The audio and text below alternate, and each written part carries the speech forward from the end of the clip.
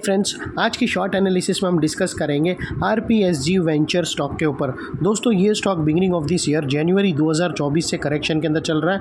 मोटा मोटी देखो तो दोस्तों इसने पूरे 7 महीने यानी मोर देन हाफ ईयर इसने सिर्फ करेक्शन में बिता दिया। और करेक्शन में भी दोनों तरह का करेक्शन दिया है, टाइम वाइज करेक्शन भी, प्राइस वाइज करेक्शन भी। ज़्यादातर इसने टाइम वाइज करेक्शन दिया है जहाँ पर स्टॉक काफ़ी हद तक डाउन साइड करेक्ट हुआ है। इसके बाद अगर आप देखो तो स्टॉक ने टाइम वाइज करेक्शन में साइड वे कंसोलिडेशन और एक स्ट्रॉन्ग बेस बनाकर ब्रेकआउट दिया है। और फिलहाल ये स्टॉक को देखो तो दोस्तों यहाँ पर मल्टीपल पॉजिटिव फैक्टर्स एक से एक ब्रेकआउट हुए।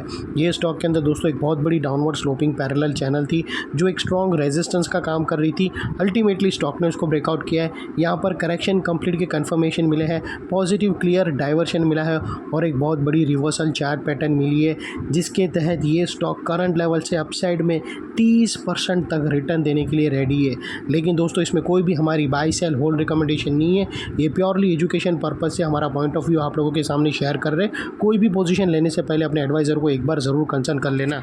दोस्तों, आप लोग देख सकते हो कि ये वो टॉप एरिया था जहाँ से करेक्शन स्टार्ट हुआ था और यहाँ से कुछ ऐसी downward sloping parallel channel stock के अंदर बनी। और जब तक स्टॉक ये डाउनवर्ड स्लोपिंग पैरेलल चैनल में रहा, स्टॉक ने प्राइस वाइज करेक्शन दिया और back to back lower lows hit दिए। I'm सॉरी दोस्तों, अगर आप देख सकते हो तो पहला लोअर लोज यहाँ पर हिट हुआ, सेकंड लोअर लोज यहाँ हिट हुआ, थर्ड लोअर लोज यहाँ हिट हुआ, फोर्थ लोअर लोज यहाँ पर हिट हुआ और अल्टीमेटली फिफ्थ लोअर लोज यहाँ हिट हुआ।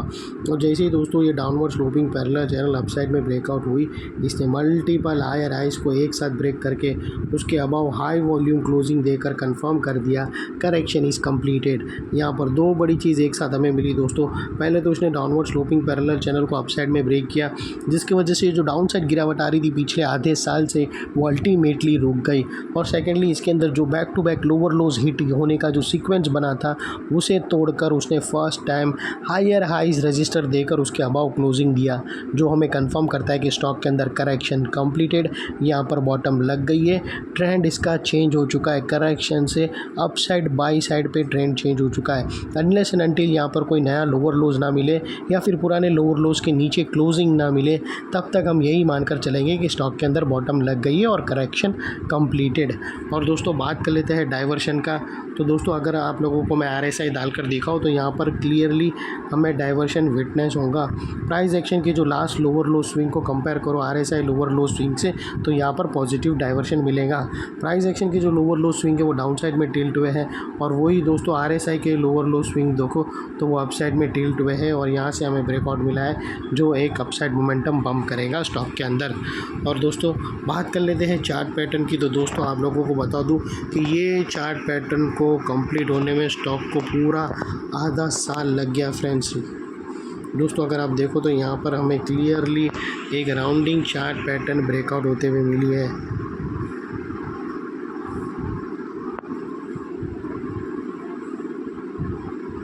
दोस्तों अगर आप देखो तो ये राउंडिंग चार्ट पैटर्न ऑलरेडी हमें ब्रेकआउट होते मिली है और ये जो इनसाइड रेंज है दोस्तों ये राउंडिंग चार्ट पैटर्न की, ये कोई छोटी मोटी रेंज नहीं है दोस्तों। ये तकरीबन 30% की रेंज है जो ये नेकलाइन से अपसाइड ब्रेकआउट होने के बाद अपसाइड में 30% रनअप के लिए रेडी है। और दोस्तों वो लिहाज से जो स्टॉक का अगला टारगेट निकल कर आता है वो तकरीबन 1120 का है। और दोस्तों यहाँ पर एक और चीज़ ध्यान से रखना यहाँ पर कि दोस्तों नेकलाइन के पास जस्ट यहाँ पर एक रेजिस्टेंस है। तो दोस्तों आप और एक कैंडल का वेट कर लो क्योंकि हमें एग्जैक्टली नेकलाइन के पास हमें 5 पॉइंट अपसाइड में क्लोजिंग मिली है। लेकिन दोस्तों अगर आप और सेफ्टी के हिसाब से चलो तो आप वेट करो एक और क्लोजिंग का, एक और नेकलाइन के अबाव 880 की एक और क्लोजिंग मिल जाएंगी तो भी ये कंफर्म माना जाएगा राउंडिंग चार्ट पैटर्न। अभी दोस्तों अगर आप देखो तो सेकंड नेकलाइन के पास एक रेजिस्टेंस बैठा है, वो लिहाज से दोस्तों यहाँ पर डबल नेकलाइन की स्ट्रेटेजी लेकर चलो, बहुत ही सेफ़ है। जैसे ही सेकेंड नेकलाइन ब्रेक होगा उसके बाद कोई रेजिस्टेंस नहीं है, रास्ता पूरा क्लियर है। तो दोस्तों जस्ट वेट करना एक और क्लोजिंग का, उसके बाद आप स्टॉप लॉस रख सकते हो अपने एडवाइज़र को पूछकर, एटीआर की हेल्प लेकर, या फिर या फिर इसको भी आप स्टॉप लॉस लगा सकते हो, ये जो फर्स्ट ब्रेकआउट कैंडल है उसके लो के नीचे क्लोजिंग बेसिस पे यहाँ पर, या फिर दोस्तों ये एक लोअर स्विंग भी रख सकते हो। और आपका risk to reward ratio at least 1:2 या 1:1.5 मिनिमम होना चाहिए।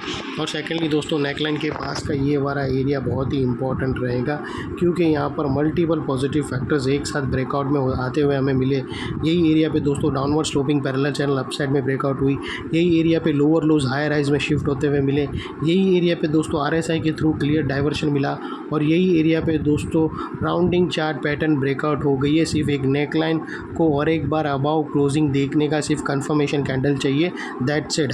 तो दोस्तों वो लिहाज से ये एरिया जो अभी तक एक रेजिस्टेंस था वो अल्टीमेटली स्ट्रॉन्ग सपोर्ट बनकर खड़ा होगा जैसे ही दोनों नेकलाइन के ऊपर एक और क्लोजिंग मिलेंगी।